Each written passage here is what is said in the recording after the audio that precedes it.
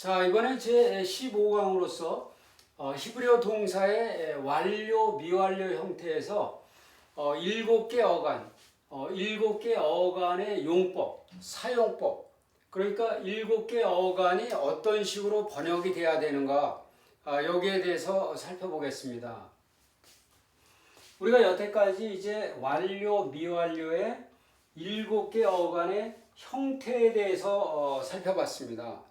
이 형태를 각각으로 살펴보기도 하고 전체적으로 이제 종합적으로 하나의 표에 놓고서 한눈에 알아보기, 이런 여러 가지 작업을 통해서 그 형태 파악에 주력해 왔는데, 이제 어떤 동사의 형태가 파악이 됐다. 그것이 어느 어간이고 그것이 완료냐 미완료냐, 그것이 확실히 파악이 됐다면은 그것을 과연 어떻게 번역을 해야 되는가, 여기에 대해서 중점적으로 살펴보겠습니다.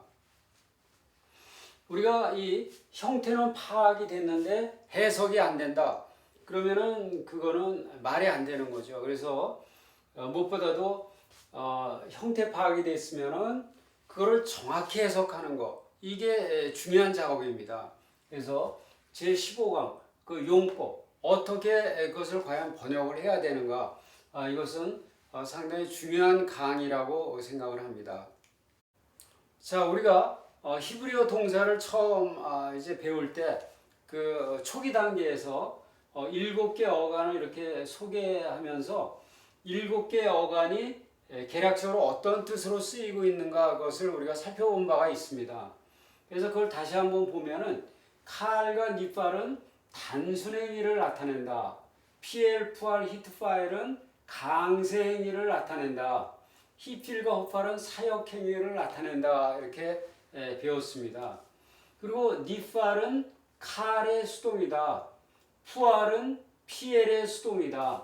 호팔은 히필의 수동이다. 이렇게 말씀을 드렸고, 이제 그 히트파일은 이제 강세의 의미를 가지면서 그건 재기의 뜻으로 쓰인다. 이렇게 말씀을 드렸는데, 이 칼은 단순 행위만 나타낼 뿐 아니라 또 단순한 상태도 나타낸다. 이렇게 말씀을 드렸고, 여기에 대해서 피엘은 그 상태를 만드는 행위를 뜻한다.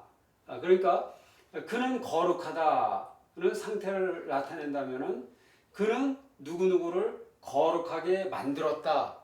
이러는 상태를 만드는 행위를 나타낸다는 겁니다. 그래서 요게 이제 각 어간별 7개 어간에서 가장 자주 쓰이는 그런 내용인데, 이번에는 이 가장 기본이 되는 이걸 가지고 보다 더 심화해서 이제 그 구체적으로 각 어간별로 완료, 미완료별로 어떻게 쓰이고 있는가, 그거를 살펴보겠습니다. 자, 이게 히브리어 동사 완료, 미완료 시제의 7개 어간의 사용법의 총괄표를 지금 나타내주고 있습니다. 그래서 이 총괄표를 가지고 서로 어간별로 상호 비교를 해서 살펴본 다음에 이제 칼이면 칼, 니팔이면 니팔, 이렇게 각 개별 어간별로 이 실질적으로 예를 들어가면서 그걸 우리가 어떻게 해석할 수 있는가, 그것들을 한번 살펴보겠습니다. 이제 히브리어 동사의 시제에는 크게 두 가지가 있습니다. 완료, 미완료, 이렇게 두 가지가 있는데, 완료라는 것은 그 행위가 완료되었을 때 쓰는 그 시제고, 미완료라는 것은 그 행위가 완료되지 않았을 때 쓰는 행위다. 이렇게 말씀을 드릴 수 있는데, 이 완료 시제, 완료된 시제는 당연히 과거 시제로 표현할 수밖에 없는 거죠. 과거 시제로 표현하든지 또는 과거 시제에 준하는 시제, 그러니까 완료 시제. 완료 시제라는 것은 이제 현재 완료와 과거 완료가 있는데, 현재 완료는 현재 시점에서 봤을 때 현재 이전에 완료된 행위를 나타내고, 과거 완료는 과거 시점 기준으로 해서 그 과거 그 이전에 완료된 행위를 나타내는 겁니다. 그러니까 모두 그 과거에 완료된 행위죠. 그러니까 이 전체를 하나의 과거 시제다 이렇게 볼 수가 있습니다. 그리고 미완료는 그 행위가 완료되지 않았기 때문에 당연히 미래로 표현할 수밖에 없는 거죠. 해서 이제 완료와 미완료의 커다란 차이를 보자면은 완료 행위에 이제 여러 가지 어감별로 여러 가지 용법들이 있는데 미완료는 그 과거 시제로 된 그 완료의 용법들을 이제 시제만 미래로 바꿔주면 되는 겁니다. 그러니까 예를 들어서 단순 능동 완료다 그러면 그는 죽였다. 그러면 이거는 그는 죽일 것이다. 이렇게 되는 거고 그는 죽임을 당했다. 이렇게 되면은 그는 죽임을 당할 것이다. 그는 강세적으로 그는 아주 잔인하게 죽였다 하면은 그는 잔인하게 죽일 것이다. 또 선언적인 의미로 그는 의롭다고 선언했다 하면은 그는 의롭다고 선언할 것이다. 그래서 이렇게 완료 시제에서 쓰이는 모든 용법들을 미래 시제 미완료에서도 모두 다 쓰는데 다만 요 과거 시제로 쓰던 요것 완료에서 과거 시제로 쓰던 요것을 시제만 미래로 바꿔주면 된다 이렇게 생각하시면 되겠습니다. 그런데 완료와 미완료의 차이가 요 시제의 차이만 있을 뿐 아니라 미완료는 완료보다 용법이 두 가지가 더 많습니다. 그러니까 계속 반복 습관되는 그런 행위 요거는 전부 미완료로 이렇게 표현을 하는데 예를 들어서 계속 반복 습관되는 그 행위들이 과거에 일어났다. 과거에 발생했다 하더라도 미완료를 씁니다. 과거에 했으면 원래는 완료로 써야겠지만은 그러나 이런 계속 반복 습관은 과거라 하더라도 미완료 시제로 이렇게 사용을 한다는 것과 그리고 양태를 표현할 때 이제 요거는 미완료로 표현한다는 겁니다. 그래서 양태 표현이 뭔가 하는 것은 좀 더 나중에 살펴보겠습니다.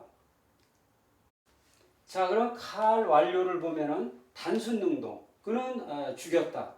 밑발은 단순 수동, 그는 죽임을 당했다. 이렇게 되는 거고 강세 능동은 이 행위를 좀 더 강한 행위를 표현하는 거죠. 그러니까 그는 죽이되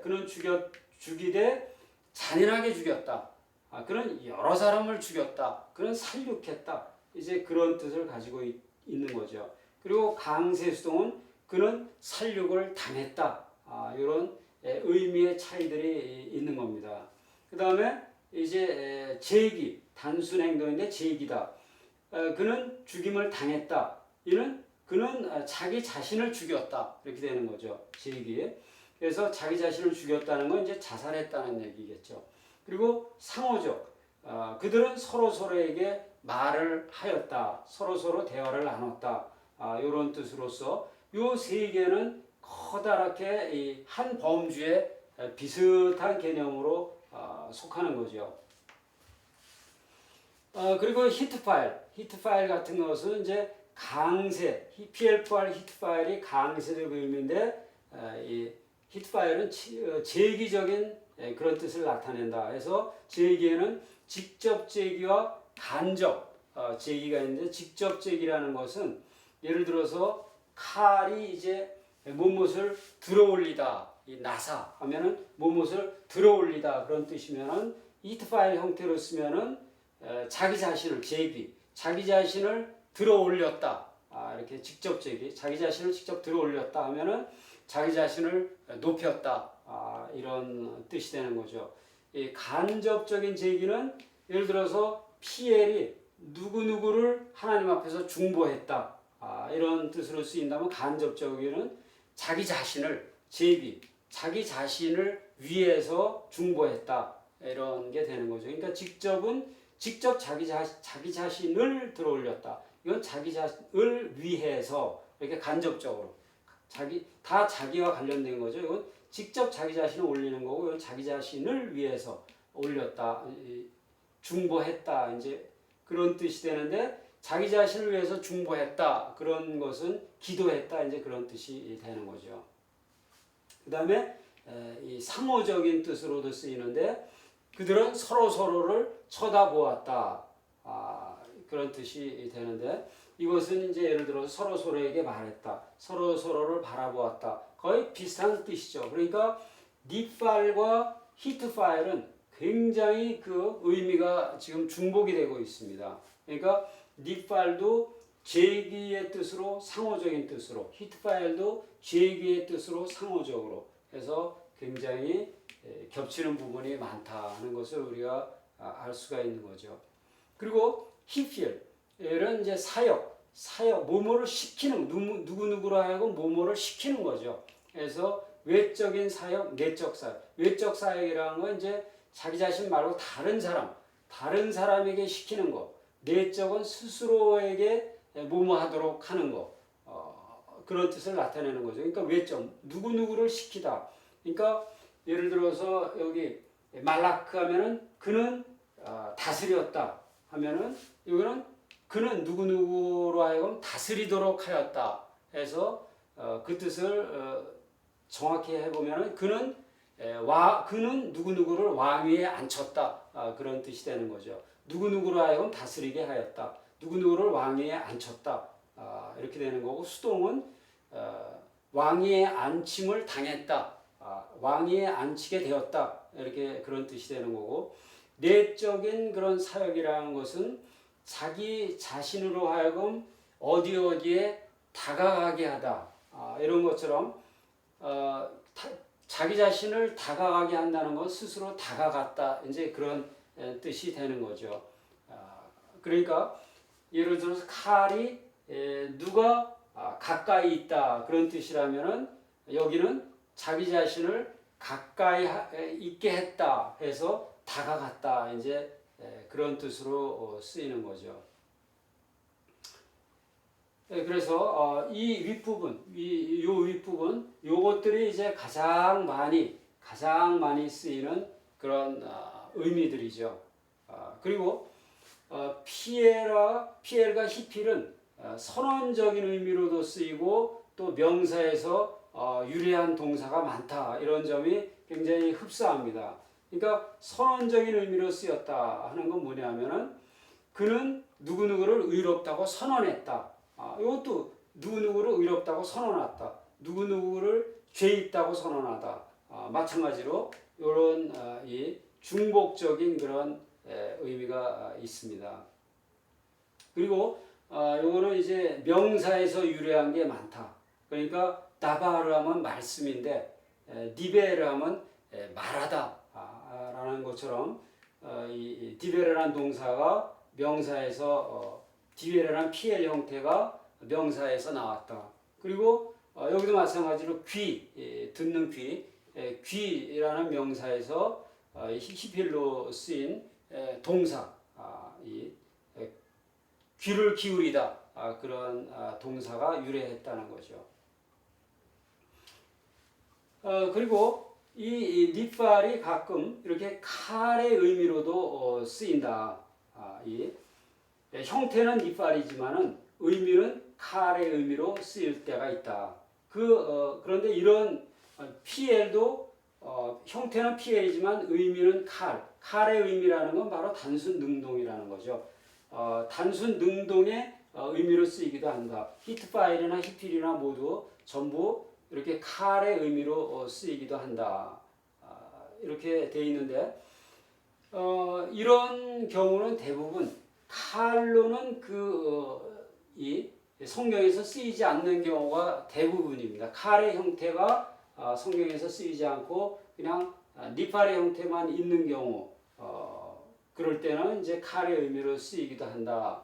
그러니까 모든 동사가 7개 어간에 다 나타나는 건 아닙니다. 어떤 거는 칼 형태만 있는 것도 있고 어떤 때는 니팔 PL 두 형태만 있는 게 있고 어떤 경우에는 푸알, 히트파일, 히필 이런 형태만 있는 것도 있고 이렇게 모든 7개 어간의 형태가 다 있는 게 아닌데 특별히 칼의 형태가 없을 때 니팔이 칼의 의미, 피엘이 칼의 의미 또는 히트파일, 히필이 칼의 의미로도 이렇게 대체적으로 쓰이기도 한다. 이런 의미가 됩니다. 그러니까 이런 거를 한번 살펴보면은 칼의 의미로 쓰이는 거는 예를 들어서 싸웠다. 싸웠다는 것은 이 단순한 능동의 의미죠. 그래서 이것도 마찬가지로 누구누구를 찾았다, 찾아다녔다. 이것도 단순한 능동의 행위지만은 그러나 피해 형태로 쓰이기도 했다는 그런 단순한 그런 예를 들어서 히필도 무엇을 구원하다, 무엇을 누구누구를 구원하다, 무엇을 던지다 이런 경우도 바로 그냥 단순한 능동행위인데 히필로 쓰인 거죠. 그 이런 것도 예언하다 이것도 단순 능동인데 이제 히트파일 형태로 쓰인 거죠. 그러니까 이렇게 칼의 의미로 사용될 수도 있다는 겁니다. 자, 그리고 이 칼이 단순한 행위뿐만이 아니고 이제 상태도 나타낸다 이렇게 말씀을 드렸습니다. 상태를 나타낼 때도 이제 완료 시제로 쓰면은 과거나 또는 과거에 준하는 시제로 써야겠지만은 그러나 주로 현재로 더 많이 쓰인다. 현재 시제로 더 많이 쓰인다. 이 상태를 나타낼 때는 그렇게 되어 있습니다. 그러니까 이 상태를 나타낸다는 이 상태는 그는 거룩하다, 그는 크다, 작다, 또는 그는 늙었다 하는 그러한 상태를 나타내는 거죠. 그리고 이 완료 시제에 있어서 주로 현재로 쓰이는 게 이 상태뿐만이 아니고 정태기 이렇게 되어 있는데 정신적 활동, 태도, 기질 이런 거를 표현할 때도 현재 시제로 주로 쓰이고 있다 이런 얘기인데 이 정태기라는 거는 이제 정신적 활동, 태도, 기질의 약자입니다. 그래서 정신적 활동이라 하면 사랑한다, 미워한다, 두려워하다 이런 행위들은 주로 현재로 쓰고 또 태도나 기질, 선하다, 악하다 이런 것도 주로 이 현재 시제의 의미로 이렇게 번역을 해줄 수 있다는 겁니다. 그래서 주로 칼에서만 이런 상태나 또는 정신적 활동, 태도, 기질 이런 거는 주로 칼 어간으로 사용되는데 요거는 완료 형태를 사용하게 되면은 주로 현재를 사용하고 미완료 형태를 사용하면은 미래로 그대로 해주면 되겠죠. 그리고 이 PL은 이제 상태 만들기. 칼이 상태를 표현한다면 PL은 그러한 상태를 만들기. 그러니까 그는 거룩하다. 여기는 그는 거룩하게 만들었다. 그런 뜻이 되겠죠. 그래서 이 상태는 주로 현재로 쓰이지만은 상태 만들기는 이제 완료 시제의 원래 시제처럼 과거나 또는 과거에 준하는 시제로 번역을 하면 되겠습니다. 그는 거룩하게 만들었다 이렇게 번역해 주면 되겠죠. 또 히트파일은 특히 반복의 의미가 강합니다. 그러니까 칼이 이제 그는 갔다 어디로 갔다 이렇게 표현하면은 히트파일은 반복 그는 왔다 갔다 했다 이렇게 반복의 행위를 나타내주고 또는 히트파일은 또 특별히 무슨 척하다 그런 용도로 많이 쓰입니다. 그러니까 그는 아픈 척했다, 그는 미친 척했다 하는 그런 특별한 용법이죠 히트파일에. 그래서 이런 특별한 용법에 쓰이고 있다 해서 이렇게 완료에 대한 그러한 용법을 한번 살펴봤습니다. 자, 이제 미완료 용법을 보면은 미완료 용법은 미래 시제로 쓴다 이렇게 되어 있는데 완료 용법에서 과거 시제로 사용한 모든 용법을 그 시제만 미래로 바꿔서 다 사용할 수가 있다는 얘기입니다.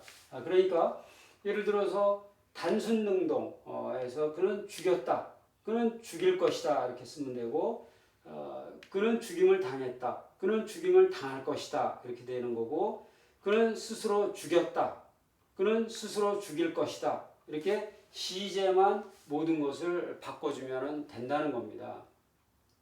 그리고 이 미완료는 이 완료해서 사용할 수 있는 모든 용법을 미래 시제로 바꿔서 다 쓸 수 있을 뿐만 아니라 추가적으로 두 가지 용법이 더 있다 이렇게 돼 있는데, 두 가지 용법은 계속적이고 반복적이고 습관적인 행동은 미완료를 사용한다. 그리고 특별한 양태를 표현하기 위해서는 미완료를 사용한다 이렇게 돼 있습니다. 그러니까 계속 반복 습관의 행위, 얘는 비록 그 행위가 과거에 속하더라도 완료로 쓰지 않고 미완료를 사용을 한다. 미완료 시제를 사용한다. 이렇게 되는 거죠. 그래서 예를 들어서 이제 그는 죽였다. 그러면은 그는 계속해서 죽여왔다. 이렇게 과거 행위면 계속해서 죽여왔다. 현재 계속 반복이면은 그는 계속 현재 죽이고 있다. 그 다음에 미래의 계속 반복 습관은 그는 앞으로 계속해서 사람들을 죽일 것이다. 이제 이런 행위가 되는 거죠.